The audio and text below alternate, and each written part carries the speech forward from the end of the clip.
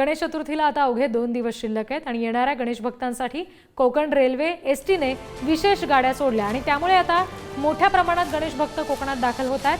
Kankavli railway स्थानकामध्ये Ganesh भक्तांची मोठी गर्दी पाहायला मिळते। रेल्वेच्या काही गाड्या या वेळापत्रकापेक्षा अर्धा ते 1 तास उशिराने सुद्धा धावत आहेत, पण सध्या गणेश भक्तांमध्ये उत्साह दिसतोय आणि याविषयी आणखी तपशील देतील आमचे प्रतिनिधी उमेश बुचडे।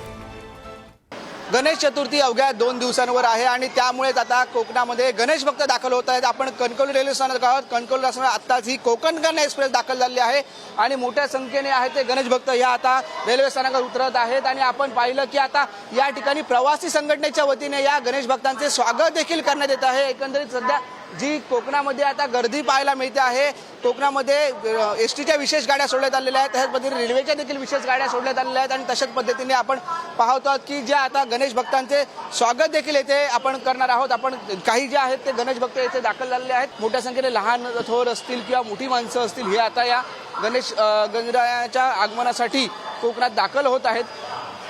काही रेल्वे प्रवासी देखील आहेत।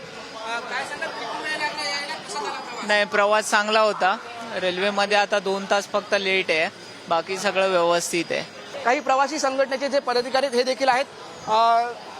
काय सांगाल तुम्ही प्रवासी संघटनेचे स्वागत करता? कणकवली तालुका प्रवासी संघटनेच्या वतीने दरवर्षीप्रमाणे या ठिकाणी स्वागत केलं जात आहे।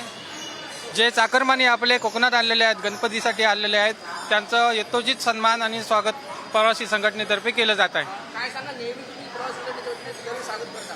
हो, गेली अनेक वर्ष आम्ही या प्रकारचं स्वागत करतोय।